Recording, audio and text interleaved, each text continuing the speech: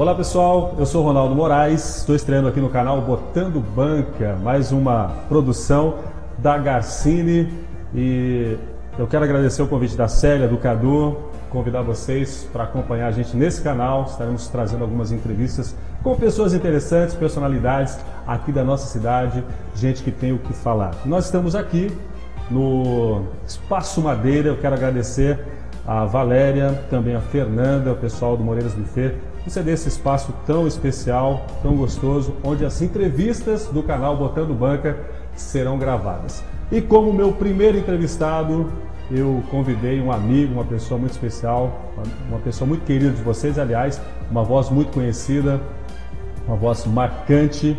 Eu poderia falar do meu convidado como empresário, empreendedor, como cafeicultor, mas eu chamei ele para esse bate-papo para nós falarmos do homem do rádio. Então, eu convidei para esse bate-papo meu amigo Nilson Bastos Bento, ou simplesmente Nilson Bento, como ele mais gosta de ser chamado. Nilson, tudo bem? Prazer. Tudo bem, Ronaldo? Prazer, muito obrigado pelo convite.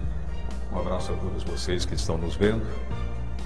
Me sinto assim lisonjeado pelo convite e ser o primeiro a participar deste programa, que certamente terá uma trajetória de muito sucesso sob o seu comando, sob o comando da Célia, do Cadu e dos demais componentes da equipe. Muito obrigado. Nilson, obrigado por ter aceitado. Eu, como eu disse, poderia falar, né, de você empresário, empreendedor, mas eu gostaria de falar do rádio, que é a minha paixão, com certeza também é a sua paixão.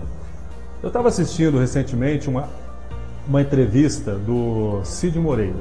Cid Moreira, que é a voz mais querida, mais conhecida do Brasil, e ele estava contando que quando ele não iniciou falando, aliás, quando ele recebeu o convite, ele até hesitou na hora ali, porque ele estava numa outra área da empresa que ele estava trabalhando, mas se tornou o Cid Moreira. Quando foi que você, Nilson, percebeu? Porque quando você abre a voz, você abre a boca, né? Quando você solta a sua voz, realmente impressiona. Você tem ali um vozeirão. E quando foi que você falou, puxa, eu posso usar minha voz e vou tornar minha voz um instrumento aí que vai emocionar as pessoas, vou usá-la como uma ferramenta? Eu poderia dizer que essa paixão pelo rádio é desde criança. Sim. Mas desde tenra idade mesmo. Naquele tempo que nós tínhamos de tão importante em tecnologia, que não era era tudo analógico, né? Que a gente tinha em casa era o rádio. A gente não tinha janelinha da televisão, tinha o ouvido para o mundo através do rádio. Né? Então, quando criança, acompanhava no colo da minha mãe novelas, os programas da Rádio Nacional, Mairinque Veiga do Rio de Janeiro, Tupi do Rio de Janeiro. Eram mais ouvidas as emissoras do Rio.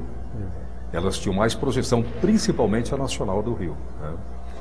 Mas poderia dizer que nasceu desde aí, porque eu já brincava de estar falando na frente de um microfone. Sim. Eu posso até contar, porque é curioso isso. Vocês certamente não são muito jovens, não vão se lembrar disso daí. A caixinha de pó de arroz. Pó de arroz. Pó de arroz, que minha mãe usava, era uma caixinha redonda. E o fundo dela tinha um redondo menor que saía. Você removia aquilo. Eu pendurava aquilo num barbante, imitando um microfone, e ficava falando ali, quando criança. Né?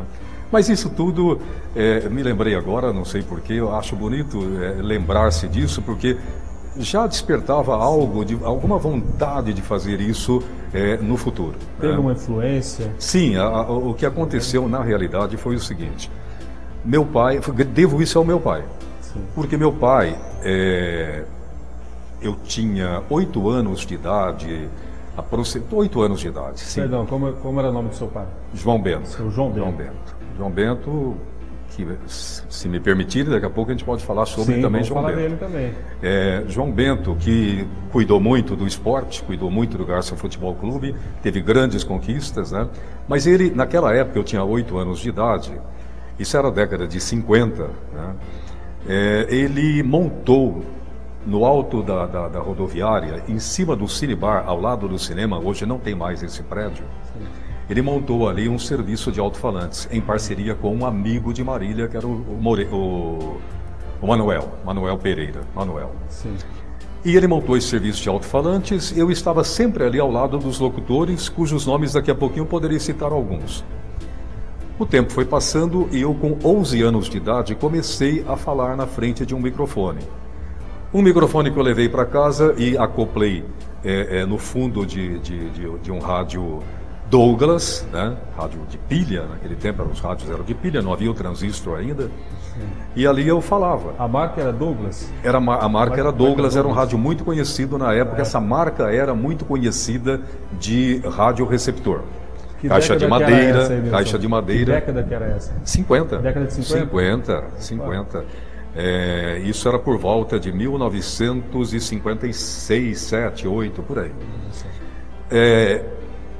Então, aos 11 anos de idade, eu fui para o serviço de alto-falantes e ficava ali vendo o pessoal trabalhar e me deram a chance de falar um dia na frente do microfone. Minha voz alterou-se rapidamente, ela não ficou como grande parte dos adolescentes que fica de vez em quando sai fina, de vez em quando sai grossa. Sim, talvez por exercitar, né? Aquela variação.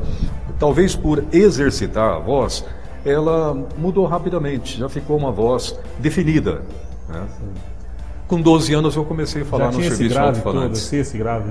Não todo. Hoje ele Mas era uma voz diferenciada. Sim, era uma voz boa, uma voz com uma ressonância boa. Meu pai também tinha essa qualidade, né? Esse predicado, né? Então deve ser hereditário. Seu pai também tinha umas dicas? Ele até enfrentou o microfone, mas numa situação muito curiosa, porque naquele tempo ele era o nome da função era fiscal de higiene. Hoje é o agente sanitário. Sim. No centro de saúde. Ele era funcionário público estadual. Na época de vacinação, ele subia na prefeitura, na perua da prefeitura, que tinha um serviço de som, e ele saía anunciando nos bairros, nas fazendas, o período de vacinação. Isso é que eu vi ele usar microfone, né? Mas ele nunca se dedicou à locução. Então, eu fui para o serviço de alto-falantes e comecei a falar ali. Me deram ali meia hora, daqui a pouco tinha um período todo. O serviço de alto-falantes trabalhava em 3 períodos. Um período de manhã, 2 horas, o período da tarde, 2 horas, o período da noite, mais 2 horas. Né? E propagava o som ali para a Praça Pedro de Toledo. Esse serviço de alto-falante era comum nas cidades antigamente? Sim, as cidades tinham isso. O nosso se chamava a Voz de Garça. Em Marília tinha um que ficava na Sampaio Vidal, onde hoje é o prédio do Bradesco. O prédio onde ficava o alto-falante ali em Marília era ao lado. Duartina deve ter até hoje, Getulina, Gália, todas essas cidades tinham um serviço de alto-falantes que prestava algum serviço para a comunidade. Tocava música, anunciava a publicidade do comércio local e algumas notícias também. Tinha chegado no interior ainda? Já tinha emissora de rádio, já tinha. A gente, de certa forma, competia com a emissora de rádio, né? E aí você acredita que ouvir grandes locutores ali, você ouvia Marink Veiga, essas rádios tradicionais, você acredita que isso ajudou, porque foi meio autodidata, né? Sim, foi. Mas ajudou a assimilar o estilo desses profissionais? Talvez, mas isso acho que foi mais tarde, quando eu comecei a trabalhar profissionalmente, ainda jovem, a partir dos 15 anos é que eu entrei na rádio. Foi na prática mesmo? Sim, foi na prática. Aí já ouvíamos muito a Rádio Bandeirantes de São Paulo.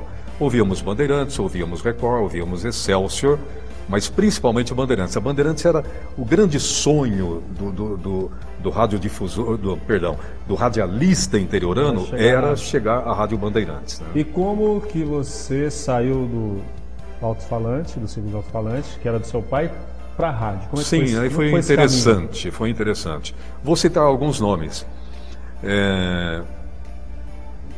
O Badu era um locutor que ocupava vários horários na emissora, na Rádio de Garça. O gerente era Antônio Constantino Neto. Ele me convidou para fazer locução na rádio. Sim. E fui aprovado no teste. Fiz um teste simples, mas fui aprovado. Já conheciam o meu trabalho. Eu tinha 15 anos, na Rádio Clube de Garça. E comecei a trabalhar ali. E trabalhava no alto-falante e trabalhava na rádio. Já como locutor? Sim. Com o tempo, o alto-falante veio a fechar.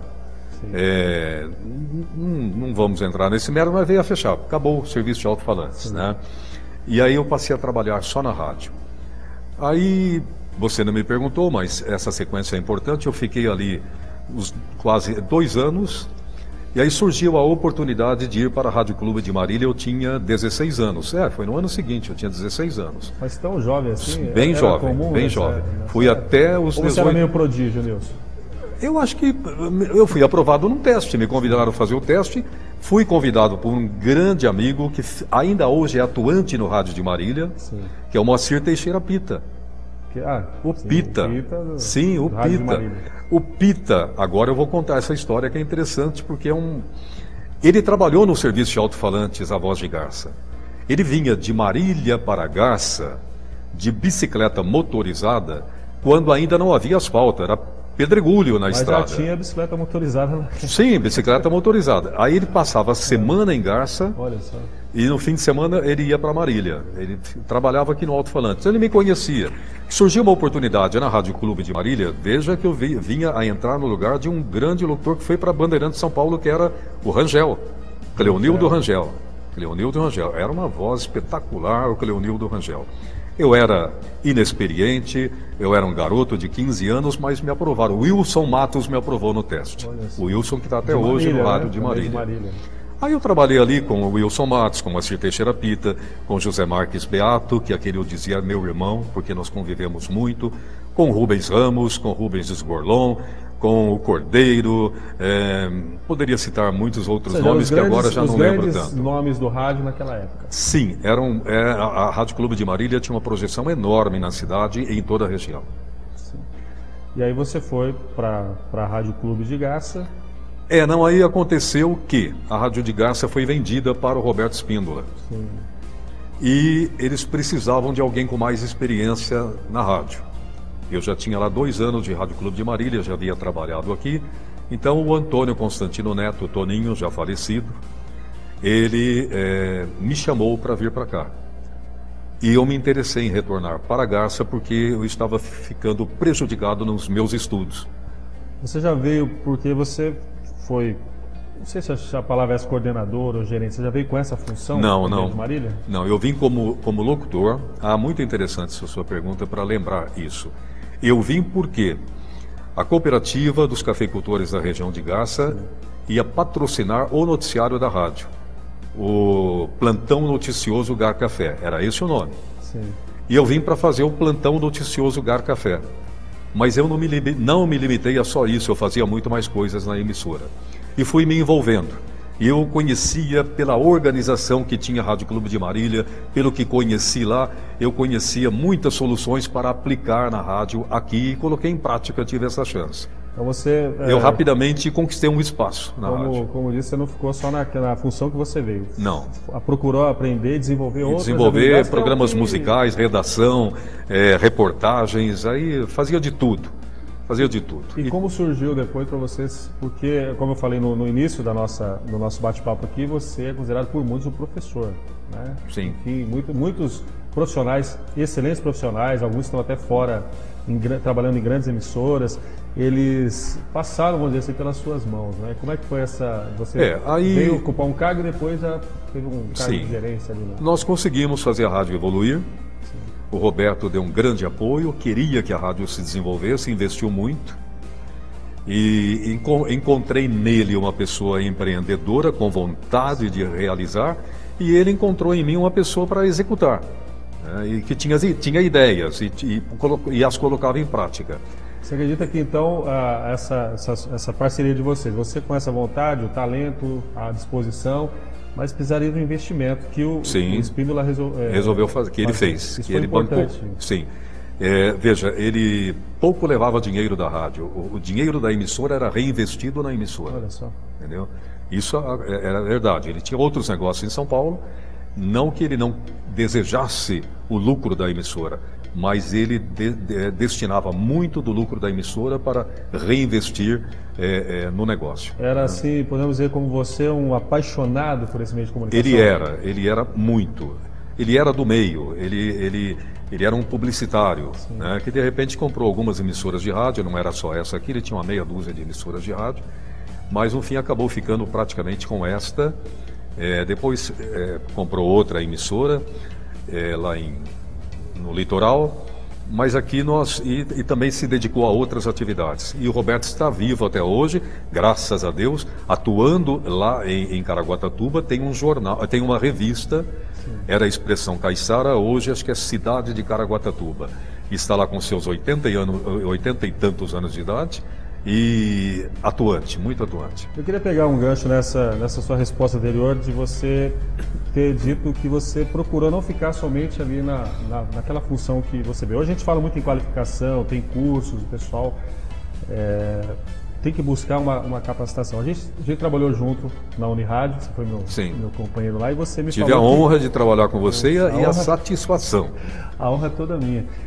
E você me falou certa vez que viajava muito, Sim. Não muito, mas viajava para buscar essa experiência. Essa é a maneira de você buscar um aprimoramento? Sim, eu tive essas oportunidades.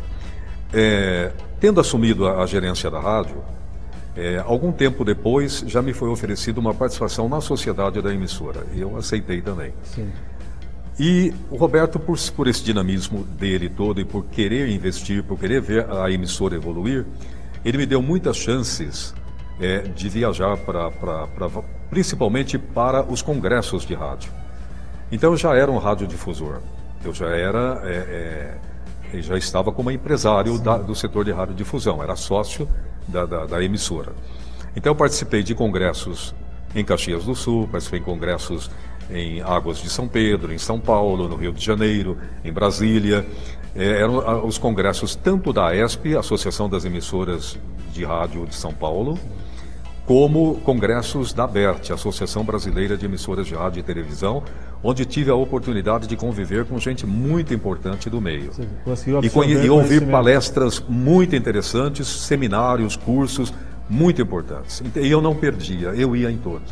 É importante, então, que sim, foi importante para a minha construção. O nosso vídeo aí, que realmente busque, né, sair ali Além da literatura. Leia muito. Lia muito a respeito de rádio, não só do que se publicava no Brasil, mas do que nós recebíamos de revistas americanas em espanhol. Sim. A gente vai voltar aqui, mas você ficou um tempo fora do rádio, depois a gente trabalhou junto na Unirádio, enfim. Queria que você falasse da estrutura... rapidamente, da estrutura de rádio da sua época, quando você voltou, que aí era computador, enfim, Sim. Mudou muita coisa, a tecnologia avançou bastante, até que você estava envolvido com tecnologia numa outra área. Sim. Mas como que foi essa... Não digo que foi um choque de realidade, mas foi... Isso é interessante lembrar. Eu gostaria de lembrar, se você me permite, Sim. Desde o tempo do serviço de alto-falantes. Você não viu isso, você é muito novo. Eu peguei o bolachão lá, a fita Você pegou o bolachão, você pegou o vinil. Vinil. Nós pegamos a anterior ao vinil, os 78 rotações, que era um disco... eu não diria... Não é o acetato. Não. O acetato é outra coisa que eu explico em seguida. Sim. Era tipo um baquelite. Era tipo um baquelite. Era duro, era rígido. Sim. Tanto é que ele trincava com facilidade. Né? Tem histórias que o pessoal colocava ali o cotovelo. Veja só, o que eu queria lembrar disso daí, esse disco você tinha que manuseá-lo com muito cuidado, era uma faixa de cada lado, então lado A e lado B. E a agulha, esse detalhe é importante, a agulha era literalmente era uma agulha de aço. De aço? De aço, e que você desacochava o parafusinho na ponta do cabeçote, colocava a agulha, apertava, e de instante a instante, porque a gente hoje fala do DJ, no alto-falante eu fazia o trabalho do DJ. Quer falar isso e operar ao mesmo tempo. A gente já fazia isso na década de 50. Depois veio aí no rádio dividiu operador e locutor, hoje voltou a tudo numa pessoa só. A gente tinha que passar o dedo na ponta da agulha para sentir se ela estava espetando ou se já estava rombuda. Se estivesse rombuda, tinha que substituir, porque senão ela ia danificar o disco. Não dava para dar uma... Não pode nem pensar. Não, é um material muito duro. Tinha que trocar, então. Tinha que trocar a agulha. Então você tinha uma caixinha de agulha para ir trocando. Eu lembro já na minha época era cristal, né? Sim, aí era uma peça de cristal. Era dentro... a gente chamava de cristal. Sim. Dentro desse cabeçote tinha uma peça de cristal. Olha só. Né? E aí depois veio a agulha de safira e a agulha de diamante. A diamante era uma agulha que durava muito, diamante é muito duro. Né? Sim. Aí já você virava a agulha para 33 rotações ou para 78 rotações. Ela era diferente. Para 78 rotações, o sulco era mais largo, né, o sulco do disco, a agulha era mais grossa. Para 33 rotações, que é o vinil, o sulco era mais estreito, então era uma agulha mais fina. Então você tinha que ter este cuidado de virar, senão você ou danificava a agulha de 33, ou você não conseguia o som. Alterava a rotação do disco? Alterava e podia pular no sulco. O disco corria, a agulha podia correr. Não sei, esse é o som todo deformado. Fica assim, não produzia bem o som. Sim, então aí quando você veio para... Bom, aí... vamos lá. Continua. Isso, desculpa. É porque eu gostaria de dar essa sequência que eu fui bem lá atrás. Então, 78 rotações, aí veio o vinil. Tinha de 10 polegadas, tinha de 12 polegadas, né? Que é o de 8 faixas, ou 10 faixas, e o de 12 faixas, que é o de 12 polegadas. Né? O LP que muitos hoje ainda conhecem, que está aí, muita gente tentando aí e fazendo um trabalho para reaproveitar. Relançando o LP. Relançando, né? O vinil, isso, né? relançando o vinil. Coisa romântica. Bom, quando eu fui para a rádio... Sim. A rádio, eu nunca tinha gravado minha voz. Nunca tinha gravado minha voz.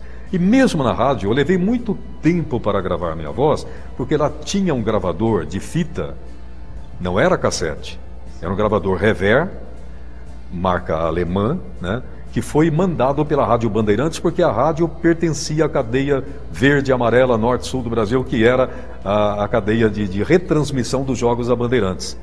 E uma época conseguiram que esse gravador viesse para a rádio. Mas era um gravador muito limitado, não tinha microfone, então continuava sem gravar. Sim. A oportunidade que eu tive para gravar foi quando a rádio comprou.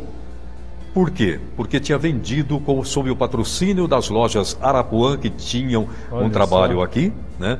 Comprou uma sequência de novelas que era rodada em fita. Isso é a fita de rolo, gravador de rolo. Aí compraram um Philips, grande, pesado esse gravador Philips, para reproduzir as novelas. Aí nós tínhamos o microfone, foi quando pela primeira vez eu gravei a minha voz, que eu ouvi pela primeira vez a minha voz. Você estranhou, porque assim, a gente tem quase todo mundo fala, eu não gosto de ouvir minha voz gravada. Agora com o WhatsApp o pessoal grava, até está mais acostumado. Você estranhou ou não? Eu estranhei e pude começar a corrigir alguma coisa. Pude começar a corrigir alguma coisa. Bom, aí, veja, entraram posteriormente as cartucheiras. Quando eu deixei o rádio, quando eu deixei a emissora, ainda nós não tínhamos implantado, embora já existisse o CD. Entendeu? Então, quando eu vim trabalhar já com você, na rádio universitária, ali já tínhamos rádio digital, o rádio todo informatizado, todo no computador. Para mim foi uma surpresa agradável, porque facilita muito mais, a qualidade é muito melhor. Os erros que nós estávamos sujeitos a cometer naquele tempo, porque você tinha que ser muito competente para você colocar a agulha no ponto certinho para você tocar a música que você, para fazer, para colar, né? Vamos ouvir agora Roberto Carlos, e entrasse certinho. E não tinha nem monitor às vezes, tinha que fazer meio que, né? Sim, não tinha. É uma questão bem minuciosa mesmo. Né? Sim, não tinha. Você fazia no olhômetro, olhando onde começava a gravação, você se acostumava pelo brilho da faixa, né? Ou então você ouvia aqui, você rodava um pouquinho do disco e você conseguia ouvir algo direto no disco. Olha só. Entendeu? Direto no disco. Era muito interessante. Como é para você, Nilson, olhando para trás, essa história... Né? Coisas antigas, né? Não, para mim eram todas novas, né? Mas é a evolução. Hoje, por exemplo, eu peguei uma parte bem diferente, por exemplo, eu já não peguei toda essa parte sua, ainda fazia técnica lá com o disco, já achava... E a saudade disso é só poética, viu? Sim. Porque hoje é muito mais fácil no computador, muito melhor. Você precisa tomar uma água, um café, viu, galera? Ir lá no banheiro. Não, era difícil, hein? Então... Você precisa, mas eu queria, a gente está chegando aqui na reta final do nosso bate-papo, eu falei que você é o professor de muitos, né? Eu, apesar de, infelizmente, não ter assim, até talvez, não pela idade, né? Comecei tarde no rádio, não tão tarde, mas assim, não fui dessa época, mas eu conheço muitos amigos profissionais ali, que eu falei que tem você como o professor. Sim. Né? Quando você ouve isso e as pessoas, eu vejo que eles têm uma dívida grande com você, ter ensinado. Como que você recebe isso? Olha, foi a partir de 1970 que eu assumi então a gerência da rádio. E aí, o fundo de garantia tinha sido implantado em 1967. Até então ninguém trabalhava com registro. Não tinha registro. Nas empresas e na emissora principalmente. O Roberto era muito organizado. Quando eu assumi a gerência, que o ex-gerente havia deixado,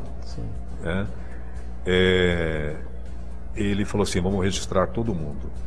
Curiosamente, alguns deixaram a rádio. Eu não quero registro. Sério? Veja, é verdade isso. Eu não quero registro. Não vou trabalhar com registro, não. As pessoas não entendiam ainda o que era exatamente o que estava acontecendo, a mudança que estava havendo, né? Bom, eu estou lhe citando isso porque nós chegamos a ficar... Dona Enedina, que era a nossa querida tia Regina, essa foi a minha grande parceira no rádio. Incentivadora, parceira mesmo. Devo muito à saudosa Enedina a minha passagem pelo rádio e ter conseguido realizar muito do que nós realizamos, embora seja algo assim tão simples, qualquer um faria, porque era serviço, era trabalho, era profissão, era pago para aquilo lá. Ficamos, a Enedina e eu, e mais um locutor que eu não me lembro quem. Ficamos sem ninguém. Eu tive que arrumar. Sinceramente, eu na rua, eu conversava com amigos, com colegas, ouvia a voz, falava, esse cara serve para ser locutor. Você virou um caça-talentos. Eu dizia assim, você não quer ir na rádio fazer um teste? Você tem uma voz boa para ser locutor. Muitos eu acertei, outros eu não acertei. Tentei, mas não deu certo. Tinha problemas de dicção gravíssimos, de colocação de voz também, que não conseguia. Leitura, tudo isso daí. Se hoje é assim, aquele tempo era mais. Porque não é só você ter um bom material vocal, uma voz bonita, né? Tem outras coisas. Tem outras coisas. O timbre chama atenção realmente, sim, mas aí depois você vai descobrir outras coisas que são... realmente. E naquele tempo a exigência era maior em cima da voz. Sim. Você tinha que ter uma boa voz. Uma voz padrão, né? Uma voz padrão do rádio, uma voz grave, como é a nossa, como é a sua, como é a minha. A minha média. Era a sua, muito boa a voz. A gente tinha essa cobrança muito forte da audiência, né? Sim. Dos anunciantes. Até porque vocês viam, tinha um padrão que vinha de fora também, né? Sim. Das rádios que entravam aqui, né? Rádio Record. Bandeirantes. Olha só, gente. Era isso daí, né? Olha, você tinha que seguir esse padrão. Célia arrepiou aí, fala a verdade. Você tinha que seguir esse padrão. Então nós tentávamos, a gente repetia isso, a gente ouvia e reproduzia, né? Mas aí, por trazer essas pessoas para a rádio, para treinar para ser locutores, eu tive que começar a orientar essas pessoas. Sim. E aí eu tive que aprender, tive que exercitar muito, tive que conversar com fonoaudióloga, tive que comprar livros de fonoaudiologia. Muitos eram garotos também, né? Eram garotos, muito novos, todos jovens, todos estudantes. Na sua grande parte eram estudantes. Então, a par disso daí, tinha o executar o trabalho do rádio, como fazer uma apresentação, como conduzir um programa, como produzir um programa, etc. Então, por ter orientado muitos nesse sentido, naquela época, estes me consideram assim o pai, o mestre, né? Então, e muitos felizmente seguiram a profissão e conseguiram até sucesso na profissão. Eu fico contente por isso. E se não seguiram na profissão, pelo menos em outro setor da atividade, são bons profissionais ou se tornaram bons profissionais. Mas eu acredito que eles não absorveram somente essa questão do seu conhecimento, mas também da pessoa que você é. Porque, assim, a gente pode, eu converso, a gente conhece muitas pessoas em comum e todo mundo fala realmente da figura, do caráter, enfim. Não é só ensinar, às vezes, um ofício, né, que é o do rádio, que é tão foi importante e eu amo, né? Porque eu vivo, Sim. minha vida praticamente foi toda em rádio, mas a questão de você também olhar e ver na figura, no caso da sua figura, alguém que fala, puxa vida, tem um exemplo aqui para ser seguido. Então... Muito obrigado, mas você é meu amigo, você é um pouco suspeito para falar tudo isso, mas eu agradeço muito. Ô, Nilson, alegra o meu coração. Eu quero agradecer a sua participação. A gente, claro que, né, o pessoal está me dando sinal ali, né, a gente foi já quase meia hora de bate-papo aqui, né? Bastante. Mas, claro que teriam muitas histórias, né? Mas eu queria que a gente fechasse. Você desenvolveu muitos programas conhecidos que até hoje eu faço um programa de rádio chamado Saudade, a gente resgata, né? E você começou lá porque hoje é sábado. Porque hoje é sábado e é uma herança sua que foi para mim. Eu tenho o maior prazer de fazer esse programa. Começou uma ideia sua e lá no passado você criou grandes programas. Eu queria que você falasse se tem algum especial que te traz uma lembrança, uma saudade dessa época aí que você... Sim, há muitos. Eu era apaixonado por notícia, por jornalismo. Então, o Operação Notícia, que esse nome eu criei, eu tinha um carinho muito especial, até porque eu tinha um parceiro extraordinário que fazia esse programa comigo, que era o Cido Martins. Cido Martins. Então, me traz uma lembrança muito boa e as nossas vozes se combinavam muito bem no ar. E eu sei que era um programa que, esteticamente, era bem feito, era bonito. E a gente cuidava muito também do que se escrevia para ser lido, porque o programa era todo redigido antecipadamente, né? Era um programa de variedades. Não, é um programa de notícias, um jornal falado. Jornal falado. Que era ao meio-dia, do meio-dia ao meio-dia e meia. A cidade e a região parava para ouvir. A cidade ouvia muito, muito. Era logo após o Bola no Gol, que era 11h30, que tinha uma audiência muito grande, hora de almoço, né? Esse programa tinha um carinho especial por ele. Outro que eu vou citar também é A Cidade Se Comunica, que era às 7 horas da manhã, e que teve um prefixo que ficou muito caracterizado aqui em Garça, e que só posteriormente é que se identificou que era usado na PAN. Que é a Sinfonia... Começou um novo dia... Sinfonia Paulistana? Vambora, Sinfonia Paulistana do Billy Blanco. Depois a gente coloca aí um trechinho, né? Isso, lindo, maravilhoso. Cadu, o mestre aí do... Não vou alongar, mas isso daí eu descobri no estúdio da Rádio Globo em São Paulo. Numa dessas suas visitas. Eu perguntei para o Nelson Paim, que era o chefe de operadores de som da Rádio Globo. Nelson, essa música... Ele falou, isso é do LP Sinfonia de São Paulo. Do Billy Blanco, né? Do Billy Blanco, ele falou. Eu falei, você acha em loja de disco? Aí eu fui numa loja, Bruno Blois, lá perto da Praça da República, e achei o disco e trouxe. Aí nós passamos a utilizar, e a PAN não era sintonizada porque ela só tinha AM. A PAN não era sintonizada aqui, mas ela já usava lá. Já usava lá. Mas aqui nós usávamos e foi um sucesso. Mas A Cidade Se Comunica foi um programa do qual eu gostei muito. Agora, rapidamente, já sei que o tempo se estourou. De tudo que eu fiz dentro da rádio, muita coisa eu considero importante, mas a mais importante que me afirmou como profissional de rádio, mesmo perante a comunidade, foi ter representado o Garça como locutor de Garça no programa Cidade contra Cidade do Silvio Santos, na TV Tupi, lá no Sumaré, e que eu tive a oportunidade de ficar 4h30 no palco ao lado de Silvio Santos, das 8 horas da noite até 00:30, apresentando ao vivo Cidade contra Cidade. E nós vencemos, felizmente vencemos, porque se tivéssemos perdido, eu sei que eu seria crucificado, porque isso aconteceu com o locutor de Passos, que foi o nosso competidor. Isso aí dá um outro programa, hein? Esse é muito interessante, porque lembra a história de muita gente também. Nilson, eu quero agradecer a sua participação, sou meu primeiro entrevistado, não poderia ser uma outra pessoa, eu estou muito feliz e eu conheci a parte da história, mas eu sei que você teria muito mais coisa para contar. Quero te parabenizar, né? Você não é só a gente falou do homem de rádio, como eu falei, você é um grande empresário. Hoje mexe com café, tem uma paixão também na cafeicultura. Sei que é difícil, mas... Hoje sim, está difícil. A minha atividade é cuidar da minha pequena propriedade agrícola, onde eu produzo café. Um pequeno cafeicultor. E também é colaborador, porque a gente fez, inclusive estava comentando fora do ar algumas vinhetas que você fez pra gente lá e o pessoal tem te parado. Gosto de fazer, a hora que você precisar, estou à disposição. Eu quero agradecer, dar um abraço na esposa, Márcia, família. Minha companheira. E Nilson Bento, aqui no Botando Banca. Obrigado, Ronaldo. Obrigado, gente do Garcini.